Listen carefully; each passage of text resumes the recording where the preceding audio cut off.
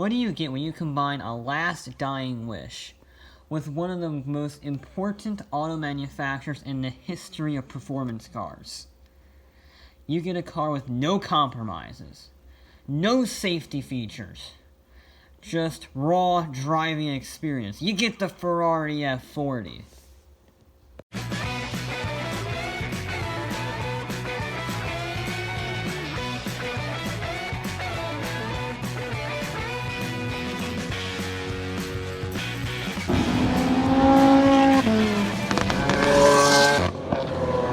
It's 1982, and the FIA is doing very well with this Group 4 class of the World Rally Championship.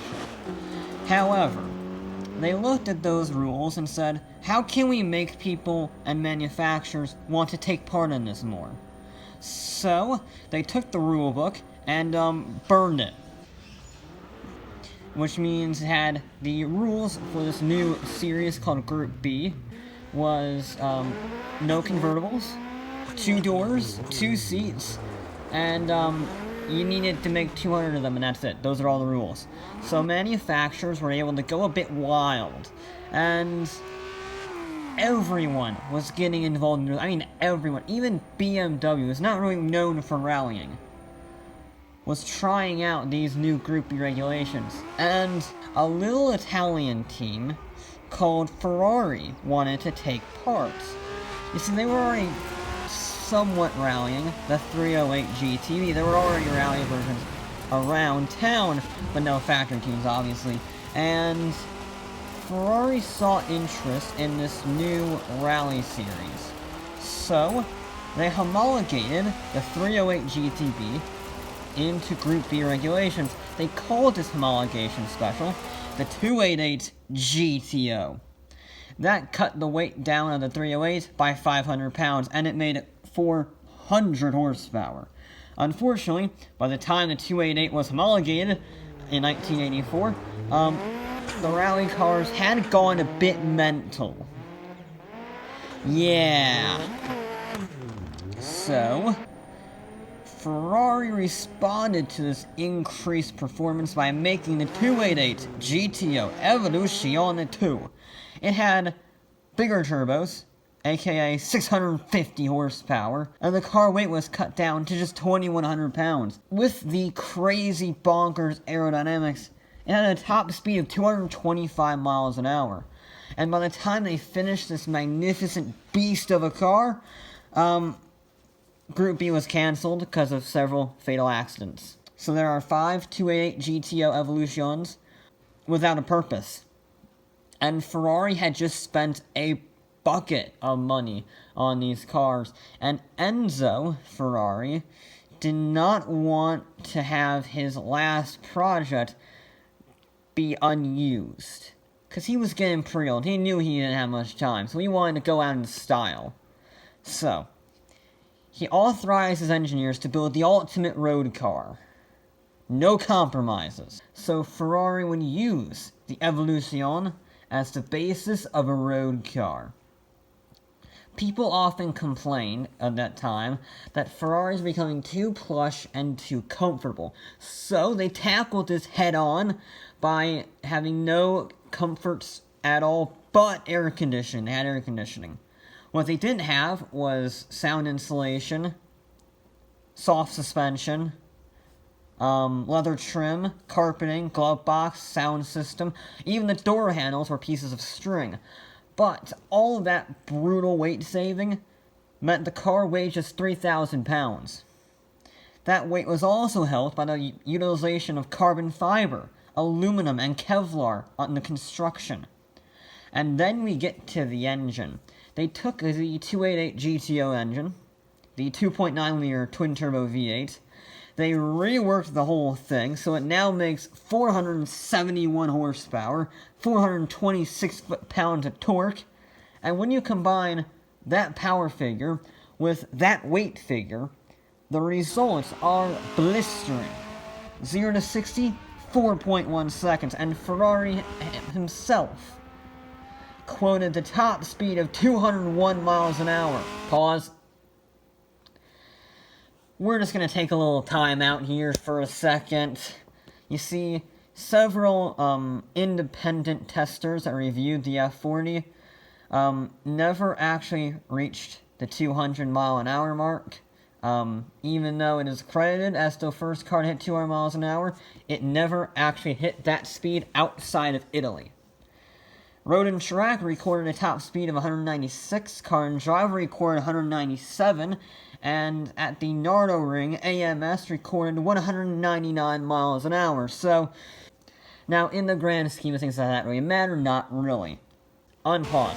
And this meant it was the fastest production car in the world. Pause. Yeah. That is true and not true. It is the fastest mass production car at 500 units required. Otherwise, both the Roof CTR Yellowbird, which hit 211 miles an hour, and the Porsche 595S, which hit 213 miles an hour, were faster, but they were also both limited run units, so I guess make that what you will. Unpause. Now, this thing is one of the fastest cars in the world. It's one of the most extreme driving experiences ever. So, how was the reception to it? Well, it wasn't that good, if I'm honest. It wasn't really critically accepted. Car and Driver quoted, rear vision was so bad that lane changes required a leap of faith. And it was clunky and cantankerous around town. And McLaren F1 designer Gordon Murray said, quote, "It's not even 60s technology from a frame point of view, it's 50s twin-tube technology, not even space frame.